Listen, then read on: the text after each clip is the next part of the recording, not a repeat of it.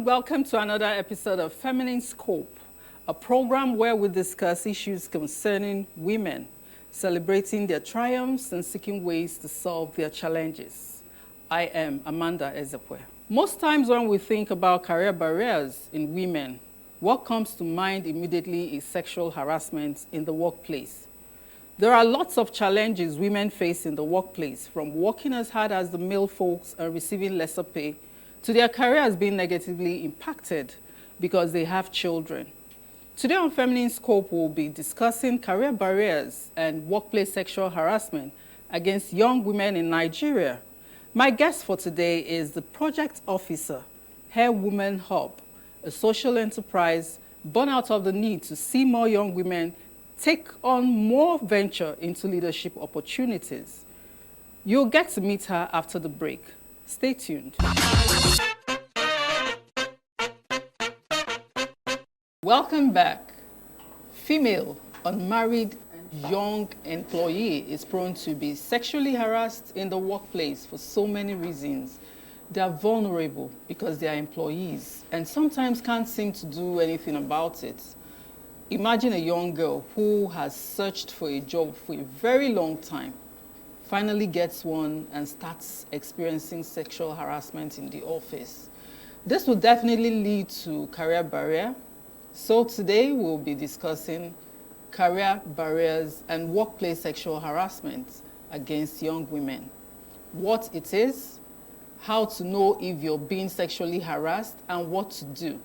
My guest is the project officer, Ejeh Hub, a social enterprise born out of the need to see more young women take on more venture into leadership opportunities. Blessing, Ejeh. You're welcome, ma'am. Thank you for having me. It's a pleasure being on this show. Glad to have you here. Thank you. So we've been talking about career barriers, sexual harassment. First, let me ask, what is career barrier?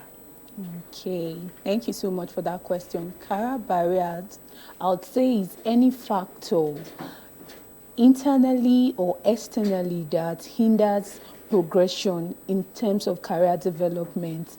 Why I said internally could be personal, within the person, and then it could be within the work environment. Those factors that limit somebody's advancement career-wise is considered as a barrier, career barrier. Okay, what are the common factors of career barriers? Okay, based on our research, which is supported by Ford Foundation, we conducted an interview. We had a face-to-face with 60 young women within the FCT, and we also had an online respondent of 1,000 young women. We discovered that one of the commonest career barrier is bullying and intimidation, because 75.5% of our respondents revealed that they were bullied at work. And then we also have inflexible work hours. You know, some people tend to work Saturdays, Sunday. So you would want to imagine, how would this person even have a social life, because from Monday to Sunday you are at work. So that also was part of the barriers we identified from our research.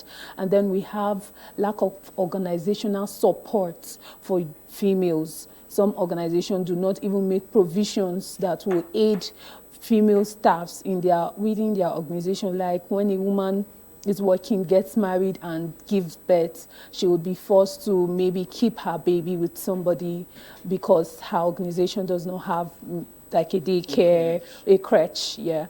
So we also discovered that an inadequate job development and trainings for workers. Some people just employ you and they have this notion that you are a superhuman, so you should know everything about the job. So you just come in and then next thing you are meant to deliver, and that's not proper. And then we also have women being restricted to certain roles because of their gender. You cannot attain to leadership position within your organization, because when we further interrogated about policies, how they were made, we discovered that there were lack of women in managerial positions. So that's where part of the barriers we looked at. What can you say about the wage disparity? Okay. Is it part of career barrier too? Because women, most times a woman who is as qualified as the man, when it comes to the wages, they say, okay, because she's a woman, she's paid lower than the man. Was that part of the survey that was conducted? Not really. Our questions didn't focus on wage disparity, but I feel it's also a barrier because when a woman is qualified to earn a certain wage and just she's discriminated against. So barrier is any hindrance. So that discrimination is an hindrance. So I consider that as a barrier. So okay, when all these things are discovered, what can the women do to overcome this? Okay. I feel that with engaging more in capacity development as a young lady would also make you stand out, because when you bring out your portfolio, not just it written down, but you can perform when you are being tested practically, you deliver. I don't think anybody will want to discriminate or marginalize you. And also, I feel that being bold enough to demand for your rights, in as much as you are trying to look for a job, you shouldn't, there are certain things you shouldn't accept. You should be bold enough to accept your demand for what is yours. You do research about the organization you're about to enter. What is the wage for that position? Then when you come to the negotiating table, you shouldn't take less than what you are entitled for. But most times it's kind of difficult, because imagine a young lady who has been out searching for a job for like 2-3 years, and they now come into an organization. They will see the lady as being very forward. How will she go about it? Because, I mean, they are trying to give her a job. They feel they are giving her an opportunity. So why will she demand, for what she feels she should be earning? Okay, as a young lady going into that organization, she's doing it either ways. Both parties are going to benefit. It's not like she's the only one at the receiving end. She's going to contribute to that, the growth of that organization. So we should also consider that employees are human beings with their rights, and they are entitled to demanding for their rights. So that young lady, that's why I said capacity development is important. Those years she's been at home, job hunting, what was she engaged in? There are volunteering opportunities to build her capacity. You can take internship, unpaid internship. So now you've built your capacity and you are going into that organization to grow the organization. So I don't see it as being too forward. Rather, the organization, maybe that organization is not even the right organization for you to venture into, because there are some organizations that do not have that growth mindset for their employees. They just want you to be limited. So if you have the right skills, you have the right experience, I don't see it as being too far to demand for your rights. Now we're talking about career barriers and sexual harassment. We know this is a very common thing in the society. Yeah. First, a survey was conducted by your organization, but I want to ask first, before I go into it proper, why did you do it? Why was the survey done, in quotes, in the workplace? Okay. Because I feel these people are already adults. Why not go down to the universities? Okay. That's a very good question. We have a lot of organizations that are into gender rights and all, and each of these organizations have special areas they focused on. And during your introduction, you made mention that Women Hub is focused on young women. Yes. So venturing into leadership and taking on decision-making positions. So we thought of, okay, the workspace is an avenue for a woman to be economically empowered. Yes, and then the workspace, we were not just focused on formal work environment, we also considered informal workspace, because all this contributes to the woman becoming empowered economically. And if you know the way the things runs in our country, if you want to go into leadership, you must have some level of financial independence. And then if a lady would be forced to leave her job because of one certain career barrier, or because she's being constantly faced by one boss demanding for a sexual favor in order for her to be promoted, in order for her to get that job, then she would not attain that leadership position we are aiming at achieving. And then we'll not have gender bills, we'll not have laws that will protect the young girl at home, on the streets. And that's why we focus more on workspace. Since we already have the bill, sexual harassment in tertiary institution bill, and there's no bill for sexual harassment in the workspace, there are no laws that clearly states that sexual harassment at work is an offense. Nigerian law, we don't have that specified law. So that's why we channeled our focus on the workspace. You know, once sexual harassment is mentioned, the word sex comes in. What are other kind of sexual harassments that happen in the offices? Okay, we have the online stalking. You chatting, you know this person is not even interested, because sexual harassment is an unwelcomed sexual behavior that you are trying to get something, a favor in exchange for a sex, or so you are disturbing this person unnecessarily online. We have calls, you will pressurize this person through calls. We have gestures, looks. You just come to the office and somebody has used these looks to undress you. In fact, and as a lady, once somebody is looking at you that way, in an appropriate way. Yes, and you are uncomfortable. I was at a gathering and the lady was like, she is busty. At some point in her life, she was so shy of going to her office. She was shy to even get into gatherings, because she knows most guys are staring at her bust, and this is not proper. Then you have comments, jokes. To them, it is joke, but it's offensive. Like, who they service you, or God they try you, see as you hot. Those are part of really sexual in the office space? Yes, like a practical example that was shared with us last month.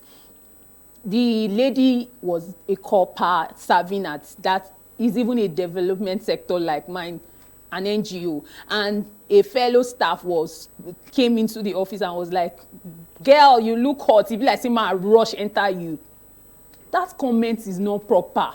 Within the workspace, even outside, which one is be like, say, ma rush you? Simple comments like, you look good, you look nice. Let it end there. Not certain comments that are unnecessarily and unwelcomed. Now, the survey that was carried out between the people in the age range of 18 and 35. Why did you decide to choose that age range? Because for us, these are young women. My organization is focused on young women. And according to the youth policy, the youths are defined, the age range is 18 to 35. So that's why our research was focused at that age range, 18 to 25 and 35, because we are focused on young women in Nigeria. Now, when people notice that they are being sexually harassed in the office, how should they handle it, especially the women? Wow. Because most times women, they are not taken serious when they complain. Yeah. It's something normal. People, you tell somebody, are you the only one? Boy? He's just looking at you. You understand that kind of thing. But you yourself know that it's not proper. Yes. So the first question is, how would you know? And how would you handle it? Because some people come in a very subtle way and you won't know they're trying to sexually harass? Yes, that's true. For me, I would say in order for you to properly identify when you're being sexually harassed is defining your boundaries from the start. In as much as you want to be friends with your colleagues, know when I don't like this play, just be straightforward. Make sure that people understand that certain things do not go down well with you. And also, just as we have explained, sexual harassment is beyond physical touching or rape. It goes much to just verbal comments and all. So if you are in a situation whereby you are being harassed, you have to speak up. Yes, there is the culture of silence, the culture of victim blaming, like people you hear statement like maybe not the way you dress and all. But trying to blame the shift the blame on women, like we are the ones causing it. You are the one that presented yourself. That should not be allowed. Like, speak up. If you have a HR in your organization and you know you are certain that these people within that department are truthful and they can stand for your rights, you approach them, you speak up. Because if you are scared, just like you said, you've been job hunting for 2-3 years and you are scared of losing this job, maybe he's even the boss. Because from our research, 91% of our respondents said they were sexually harassed by their bosses. So even if he's your boss, you cannot continue in suffering in silence, because that person will continue to engage in that act. So you have to speak up. We need to break that culture of silence. And then you can reach us as an organization. We'll help you. We have a link to the FCT Sexual and Gender-Based Violence Response Team, and we'll take up the case because it's against the law, it's against your human rights. You are not there to become a sex tool. You are there to contribute to the development of the organization as well as gain a living for yourself. So you shouldn't be subjected to any form of harassment at all. You know, sometimes there's this saying, your word against mine. So when they start noticing it, what should they do? You can record. You have a phone. Yes, in as much as there's laws that maybe would say, why did you record without that person's permission? But this is your life. You are trying to protect your rights. So you can record those calls that come into your phone. You can record it. Chats. There was a recent report where the lady had to share the chat she had with her employee that was trying to sexually harass her, and she refused, and he started instructing her that she's not the only one. He's even doing her a favor. She shared it, and I believe help came for her. So you can record these things, have evidence against the person. Because most times we always hear it's a man's world. So women are not taken seriously when such things happen, because they will be like, are you the only one? Now, when it is reported, have you ever seen a conclusive case that was prosecuted, especially when it comes to sexual harassment in the workplace? Wow, I would not say, because we conducted this research last year. So I would not say that I've seen a case that the person was persecuted, but I believe that together we can achieve it. It would start from somebody. That gender bill that I mentioned, and the sex bill against sexual harassment at tertiary institution, how did it come about? It came about with a journalist doing an undercover investigation, and then came up that there are a lot of lecturers, beyond rumors, they had facts, and then they had to push for a bill to be made, a law to be made against that. So we need to speak up. The more we speak, the more would have people being disciplined, will have people being persecuted. Yes, for now, we just have the Violence Against Persons Prohibition Act, which only defined sexual harassment, but really did not specify any punishment attached to it. But I still feel that is against human rights, and definitely once a victim speaks up, there will be justice for that person. Okay, I'm going to read out the research that was conducted. It says that 55% of respondents are from the private sector. 26.6% are in the public sector, and 15% in the development sector. Why is it so high in the private sector? 55%. And who are the perpetrators of this sexual harassment at the workplace? Okay, thank you for that question. First, you said, why is it high in the private in sector? The private sector. Yes. You know, most private sectors, the bosses are, the owners are the bosses, and they are the law. True. Yes, the HR is reporting to that boss, and the boss is the one harassing the young lady. So, of course, you know the end result of that. So, definitely, you don't have anybody to report to because the HR was employed by the boss. And is it the employee that want to sack the boss? So that's why it is high in the private sector. And then, like I said, from one of my explanations, we got from our findings, it was revealed that bosses, superiors, are the major perpetrators of this barbaric acts. They are the major perpetrators. Like, they are doing, to them, they are doing you a favor. Like, I'm paying you, so in turn, you have to give me something back. So they are the major perpetrators. Even in the workplace, do you think colleagues help each other in terms of reporting sexual harassment? Because sometimes these ladies will definitely talk to one colleague. Have you ever seen a situation where everybody teams up? Because they are actually scared of losing their jobs. Yeah. So nobody will want, they will just tell you, please, it's your own cup of tea, just face it. But what do you think should be done when such things happen? Okay. I was privileged to be part of the research, like the team that interviewed some of the respondents. And this lady, she was from the public sector. Her boss obviously was sexually harassing her. And then she, you know, she had some levels within the service, the civil service. So she had to confront him, and eventually the boss was moved from that department. And guess the reaction she got from her fellow employees, like, I beg, be on your own before you go and report me. Because she reported an evil act.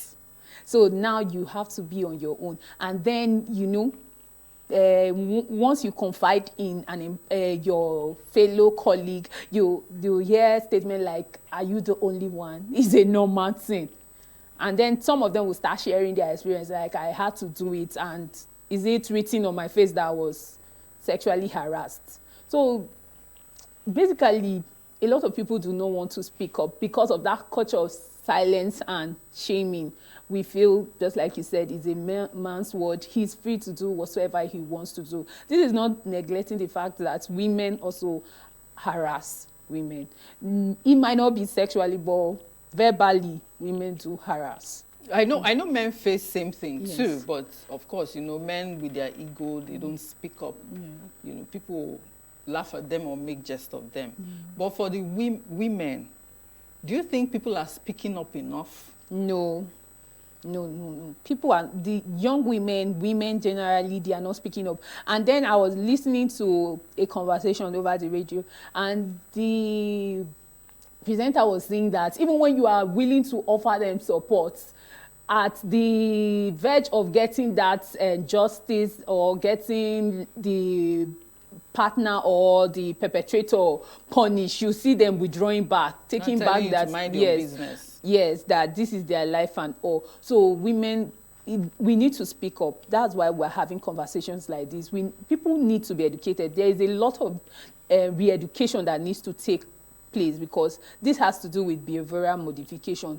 Women have come to accept that this is a man's Normal word thing. and is a normal thing, is part of their nature, and so be it. I'll just have to endure because I do not want to lose my means of survival. Don't you think culture contributed to this? Yes, of course, cultural norms. We have been socialized that, and he's superior, he's a man, so he's superior, and we, as a female, you are just there to serve him. You do his bidding. So culture plays a major role, and that's why we also tend to engage with traditional rulers, because they play a major role in influencing people using their position. So culture plays a major role. But so far, how has the cultural or the traditional leaders been supportive? For now, we've not really had interactions with them. We focused on engaging with bodies that can ensure the ratification of the ILO Convention on Workplace Sexual Harassment. So that's the Federal Ministry of Labour and Productivity. We have the Nigerian Labour Congress, as well as the International Labour Organization. So we are focused more on that. But going further, we intend to engage them, because culture itself is a major factor that is pushing forward career barriers against young women. 14% of women have reported that they have been raped at work. Yes. That is 3 in 20 women. How can this be stopped? Still, boys. You know, because this actually, when I mention things like this, it gets me very emotional. Like, is there no one at that point to help or something? And most times when they, like you said earlier, most times when they come out to talk, they are talked down on. Yeah. Why would you? It's just that of recent, women have started speaking up. But when it comes to the office, you know, thing, the workplace is a sacred place where you do your job and you get out. Yeah. Now, committing the crime of rape in that space, how is this handled? Because I feel it's a very, you know, punishable act. Yes, yes. So how can this be handled? Well, you know, when it comes to reporting of rape, it involves a lot, like the procedures that victim will have to go to in order to get justice. You have to recount the experience when you get to the police station. You are not expected to even wash your body. As a rape victim is not expected to wash her body immediately it happens. She has to go with the clothes. She has to go there the way, as, you know, dirty, let me use that word, because it feels that way. You go report your statement, and then you will have to, for instance, you report to Officer A, and then Officer B comes. Officer B will now say, oh, how did it happen? You still have to start again. So going through that trauma, because it's traumatic, a lot of people would rather remain quiet. You go there, and then you hear statement in, you know, some of our police officers can be so nice. Nice. Yeah. You now hear statement like, what were you even doing in that August office all by yourself? Like that. But there's this story my boss shared with us of how a security officer was able to intervene and rescued a colleague from being raped in the office. So he noticed that it was past work hours, and this young lady is still there, and just the boss are around, so he had to intervene. But still, the culture of silence, still, and then, you know, being tagged that she was raped, and then people start looking at the lady with one kind of, you know, that she's an object of pity, and as well as she's maybe she has been used and all. So the person would rather remain quiet. And one of the respondents I spoke with while on the field, she was like, the person that even did it was her boss's friend. In the office? Yes. And why she couldn't speak up is because she does not want the relationship to be broken. And it will be, just as you have said, his word against hers because she does not have any evidence against him. So she had to remain silent. That's quite terrible. 3 in 5 women experience physical sexual harassment. Yeah. Now, how do you explain physical sexual harassment aside rape? Okay. You know, somebody can just come and hit a colleague's bumps, like, have fun now. So that person is a joke. But then, that's part of physical. You are touching the person or pinch. All this, it has sexual undertone attached to it. So this, in this case, there was no penetration and all of that, but still there was physical touching. So that's why. We've been discussing career barriers and workplace sexual harassment against young women. We'll be going on a short break, and when we come back, we'll go right into how this can be curtailed. Stay tuned.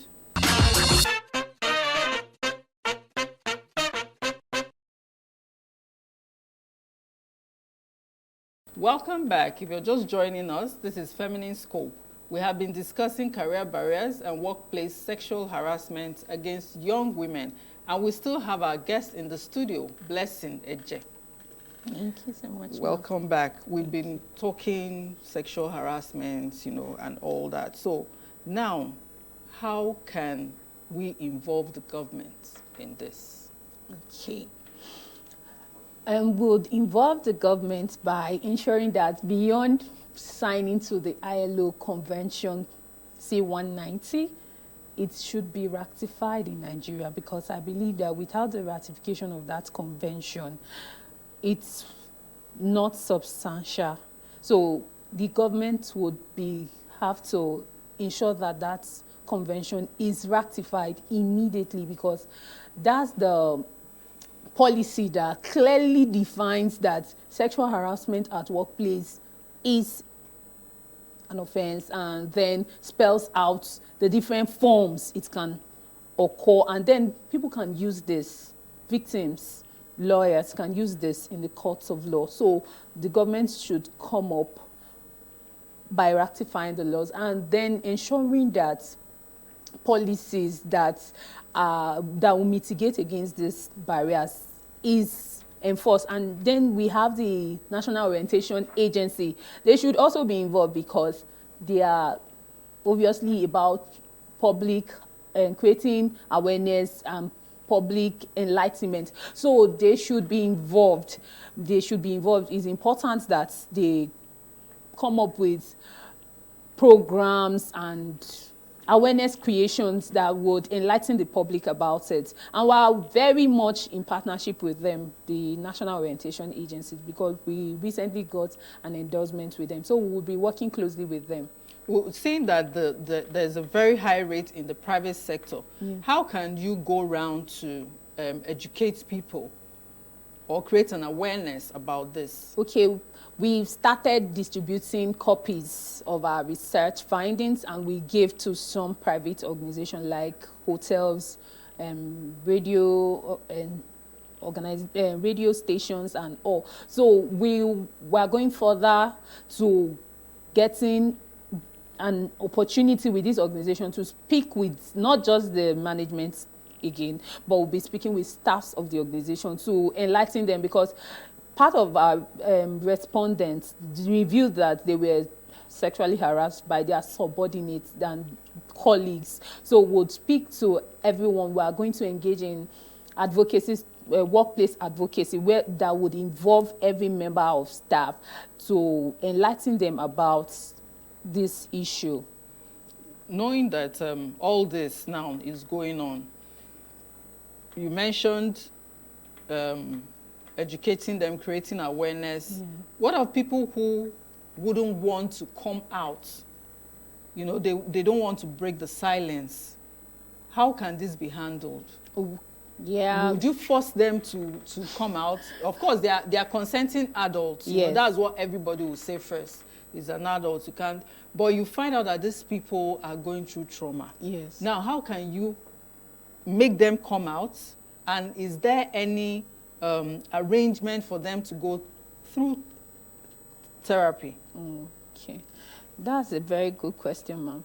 So I'll say that having an independent body that will checkmate organizations like the CAC, we can have anonymous boxes, boxes that anonymously people can report and submit there, and that independent body can go there once in a while at intervals to check.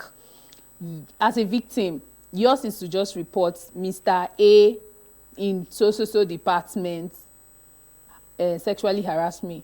We don't need the name of the victim anymore, so that the person will not be further victimized, like maybe lose her job. So anonymously, you can just drop that report. That way, people will feel comfortable reporting. And to even add to that, during our research, a lot of persons, young women that we would have interviewed, opted out at some point because Why? it was traumatic for them going over their experience.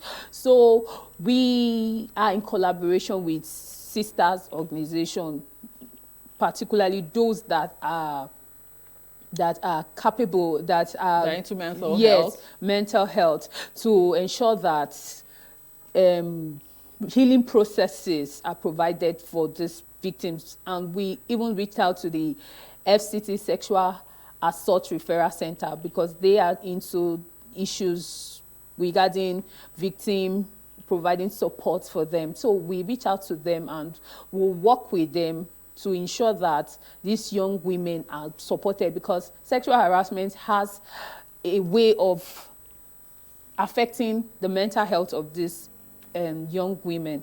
So what are the existing systems or processes that will be put in place to ensure that these young women are protected and supported? Simple rules and regulations. Let's even start from the organization. Simple rules and regulations.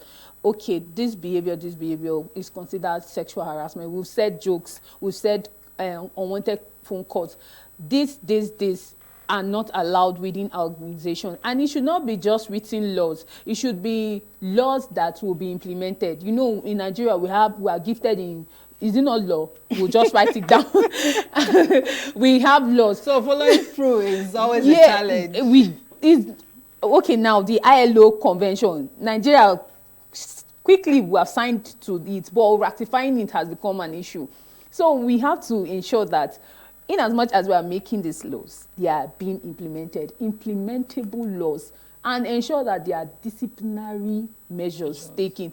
If it gets to a situation, you can even publicly discipline that person, because I feel that would deter further perpetrators from that act. So what aspect of protecting young women's rights is your organization most concerned with? My organization, from our vision, we are concerned about leadership. We're concerned about empowering the young woman to take on leadership position. It's enough of having us relegated to the background. We also have brilliant ideas that we can even use to move this country forward. Check the likes of Sweden, Germany. These are countries that gave opportunities to women, young women, like Finland. Majority of their cabinet members, ministers, are young women between the ages of 30 and the likes, and they are doing fantastically well. We can achieve that in Nigeria. So whatsoever that is limiting young women, Women Hub is against that. We are actively against that. We want young women to be at the space. We're not just talking about political leadership. We're talking about leadership across all spheres of life. But don't you think most times that young women are their own problems? Because you give a young woman an opportunity, she misuses that opportunity and shuts the door for the next person. So how would you do that? We'll not stop talking. We'll not stop. In as much as we have one person that didn't really perform, we'll not use that to judge the rest of young women. So we'll also engage in capacity development for young women, would advise them, because it's not enough to attain that position. You must add value. You must be you must be value driven in order to even beyond that position you get today. You should also aim at getting further opportunities that are even higher than that. So we'll not stop creating re-education for young women, and some of our programs have involved career capacity development in terms of leadership skills and as well as life skills. So we'll engage further with them. And then as a young lady, you must ensure that you are a role model. You must ensure that already we live in a competitive world, and we live in a world that do not really give young women that opportunity. So I would not even want a young woman to abuse or misuse rather her position. So we ensure that they are properly guided, and then they should add value.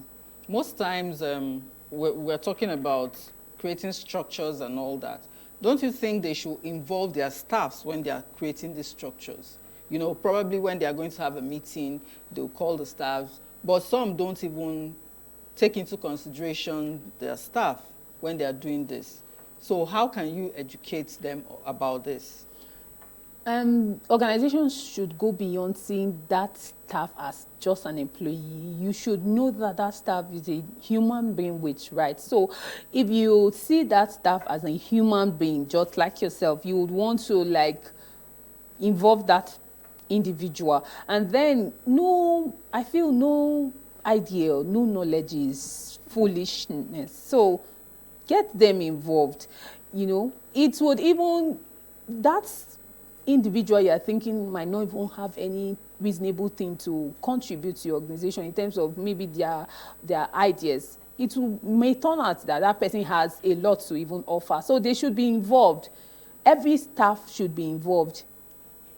Okay, if your organization is too big, at least every staff across all levels should be involved in policies, design, and all. But if let's say in quote, a staff is enjoying that attention she gets, do you think she'll be involved in it? That's why we say sexual harassment is unwelcomed. If the staff is enjoying that, like I told you that the copper, that a male colleague came into the office and was like, wow, you look hot. I feel as if I should rush into it. When the authorities heard that's the management of the organization, they were angry and they frowned at that. And the female copper was like, no, he's only joking, it's not sexual harassment. Oh, wow. So in that situation, you just have to educate that individual. Because when we were conducting the research, at first, when you ask young women, have you been sexually harassed at work? No. I've not been sexually harassed. But when you now explain that this is sexual harassment, you now say, oh, yes, I've been sexually harassed. So there is need for more education and enlightenment creation. You know, you mentioned it earlier. Yeah. What is the extent of sexual harassment in the workplace? And can you, define the types of behavior we would assume as, or we would say is sexual harassment? Okay. Out of the 1,060 young women we had contact with, 51% of them revealed that they were sexually harassed. So you can say that it's high, 51%. So sexual harassment at workplace is high within the FCT because our scope was the FCT. Yes, for now. So I'm trying to imagine if you now do Lagos, the whole country, not even just the whole country, what will come out? So we are hoping to do that. So, and sexual harassment is prevalent within the workspace in the FCT, and then you have unwanted phone calls, you have online stalking, you have humors, comments, you have pressurized dates. You must go out with me. Oh, that's sexual harassment too. Yes. It's unwanted. I don't want it. But you are pressurizing me, and then you are using something in exchange. Like one of the respondents shared that she got into civil service and there is need for posting. The posting letter was before her boss, but the man was like, no, he's not going to give her that until she gives him what he wants. So it's a will I say trade by barter. So you now see you are pressurizing that person and you are using what that person needs. You are using a need in that person's life against that person. So those things are not proper. Pressurized dates is also part of sexual harassment. The person does not want to go out with you. Just accept. It's simple truth. And then gifts, unsolicited gifts. And you are now even asking that the person must accept it. You gave me perfume. I said, oh God, thank you, I don't want. Or colleague, thank you, I don't want. No, you must accept it. And I've been giving it to every other person they've been accepting. I said I want to be an exception. So those are forms of sexual harassment. What is the frequent age? You mentioned 18 to 35. Within that 18 to 35, what's the frequent or regular age that is usually sexually harassed in the workplace? We have from 25 to 35. These are the frequent, because from 18 to 35, basically some 18 are still in the school, but then you would some people have to work part-time. So basically we have from 25 to 35 are the most vulnerable because they are already out of school, they are in the workspace, and then some of them are job hunting at that point of their life. So they are mostly prone to sexual harassment. As serious as sexual harassment is, don't you think there should be major measures taken in terms of probably shutting down the organization if it's possible? Because it's so high in the private sector. Do you think it can ever come to that extent? Yeah, I feel yes, it should be, because when people are disciplined publicly, imagine an organization being shut down because they were involved in sexual harassment. It would also serve as an example to other organizations that want to, or maybe somebody within that organization is thinking that will correct that person's mindset. And we have that as a goal. We want to get involved. We want to partner with CAC because they are in charge of registering when it comes to organization registering and all. So strict measure would be taken against them, like organization can be delisted, deregistered, delicensed for a period of time because you were caught engaging in sexual harassment. So yes, it is a goal, but we'll still have to work towards achieving that. It may not be easy getting at it, but definitely we'll work towards that. Because if the victims don't break the silence, it will be difficult to do that. Now, what advice would you give to the victims, and how can they go about reporting? Because some might be victims, they don't even know how to go about it, who they should open up to, who they should report to, how to, like you said, it's a tough one. Yeah. That's length of, okay, this happened to me, let me go and do this. And the blame game. Yeah.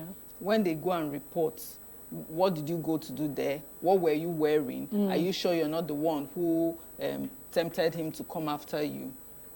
What advice will you give the victims? My advice to victims is that they would have to speak up. You have to just speak up, because in as much as the society we live in has cultured us to accept that we are less, let me use that word, less humans because we are females. But you have to speak up. because you cannot continue. Mentally, you are being affected. Your productivity is being affected. So you have to speak up. And then you can reach organizations like us, Air Women Hub. We are readily available to support you because, of course, you are human. You have rights to accept or reject. And you should not be queried because you rejected a sexual favor. Let me use that word, because somebody is doing you a favor, but you have to trade your body for that favor. No. So you have to speak up. Yes, there's this fear of losing your means of livelihood, but then with support, I don't think you would. It might be temporary that you lose that your job, but then of course you gain it back, and we are ready to support. And you can report to us, and then the FCT Sexual and Gender-Based Violence Response Team, they are actively available 24/7. You can call them at any point in time, and they will be willing to support you also. You know, I asked earlier, don't you think this campaign should start from the secondary school? Because most of these kids, once they are done with their WAEC, they tend to keep themselves busy to work. If they get sexually harassed there, how will they know? How will they go about it? Because sometimes their parents might not even believe them, depending on the kind of relationship and communication they have with their parents. Yes, that's true. So yes, it's part of our next steps. Yes, what we'll be doing next, we'll engage in secondary school awareness creation to educate them, because just as you have said, some kids, students, once they are done with WAEC, they tend to have to get a job before going into the university. And with ASU strike currently, a lot of them are even at home and doing one job or the other, and they are prone to sexual harassment. So we would enlighten.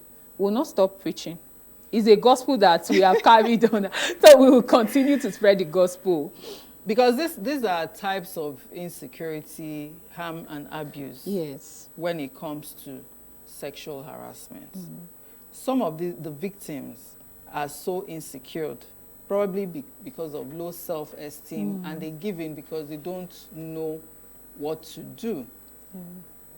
How can you advise women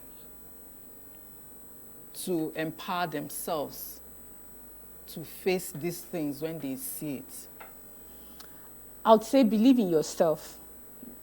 Yes, the society has placed some restriction, but the worst restriction you could have is you trying to picture yourself in the light of the perception of somebody else. So believe in yourself, and then do not be afraid to stand up for your rights. It's your right.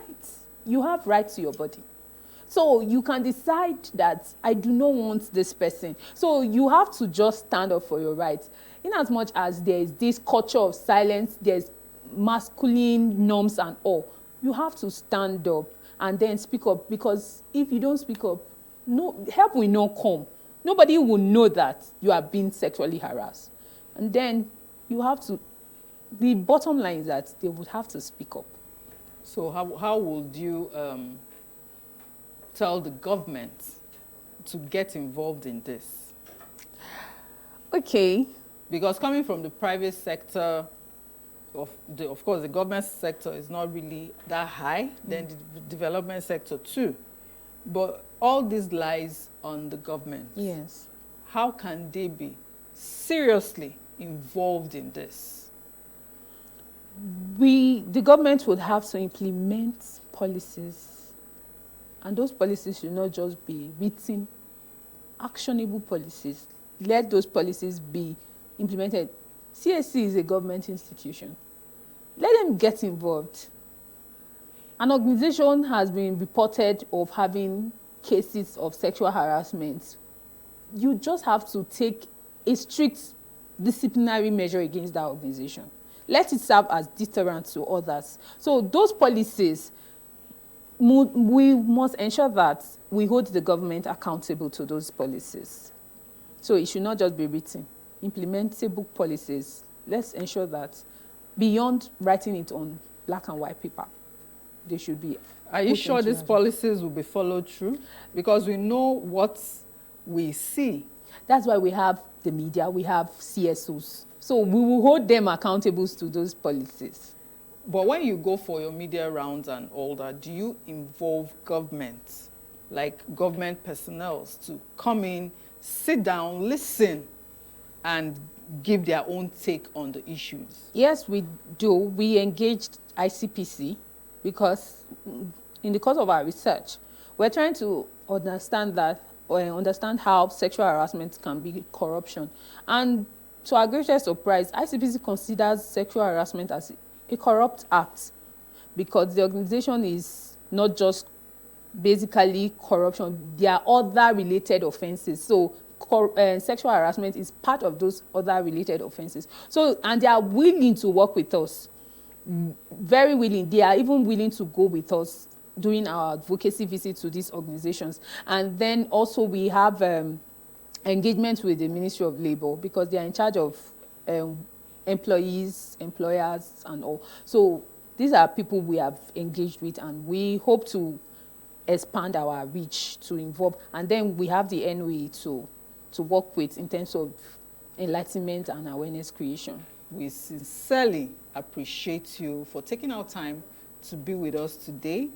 And good luck on your drive to create awareness and seek solutions to career barriers and workplace sexual harassment. Thank you so much. It's nice having me. And I really appreciate your presence. Thank you so much. Thank you.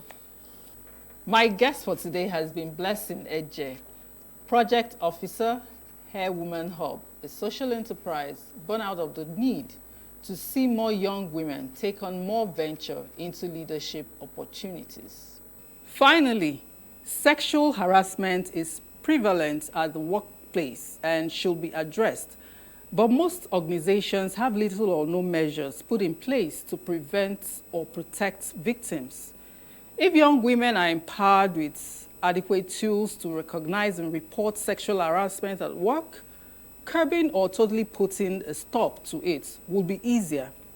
Organizations are encouraged to develop and ensure compliance with sexual harassment policies, so these women will excel in their careers and leadership aspiration. That's the much we can take on the program today. Until next week, bye-bye.